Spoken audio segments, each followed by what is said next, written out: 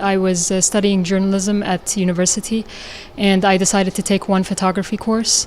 And it was beyond anything that I expected. I realized that you could actually make a career out of photography. You could tell stories with pictures. It was more than just pictures that you take on vacation with the family. So for me, I was really enlightened by that course, and I decided this is what I wanted to do. I continued to do more courses at my university, and then after that I did some fellowship right after graduation, and then I became a newspaper photographer. That was in the States. So I worked for 2 newspapers, and then I decided I wanted to become a freelancer and pursue my own work and my own vision. And so that's what I did, and I've basically been doing that since 2006. My work started out as being reportage, more photography, as in pure photojournalism photography, because I was working for newspapers. And then when I became freelancer, I want to say that I sort of delved a bit away from that, and I became more between the genre of fine art and documentary. Most of the projects that I pursue are something, there has to be a personal element that I can sort of get in touch with within the work that I'm doing. So for example, with the work about the farmers, I mean, my own grandfather was a farmer, so it was very interesting for me to imagine if my own grandfather was in this situation, if he would take his own life. So I kind of related to it that way, and that's why I decided to pursue it. I was really curious in the beginning, very, very curious, just to understand the level of desperation that these people were under to take their own lives, because it's such a harsh thing to do. And I know that for the Hindu culture as well, suicide is something that's frowned upon.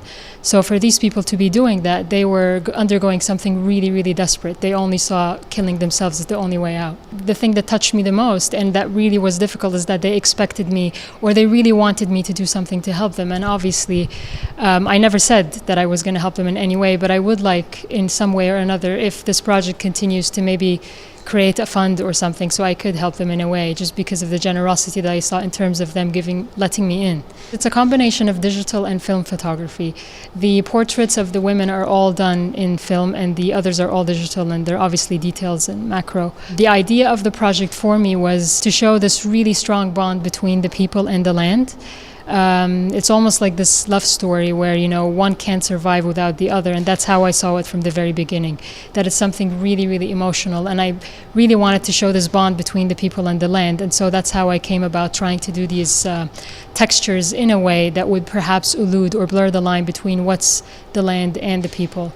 And in the process, I also wanted to focus on women, because for me it's something I could just relate to more. So I wanted to focus on the women that were left behind. Film is a new step for me. When I shot with film, I realized what people were talking about when they say digital doesn't even come close. So for me, I'm realizing this fairly, after everybody already knows it. But yeah, for me, it's very interesting. And because my work in general is a bit experimental, I like this element of mystery with the film, that you take the picture, you don't really know the immediate result. It's all about the mystery and the intrigue and the anticipation and the adrenaline.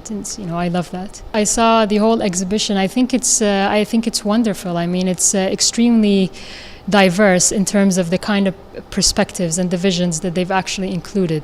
And also in terms of the scope of it, I thought it would be much smaller, to be honest with you, but I was actually really surprised by the scope of it. It's very impressive.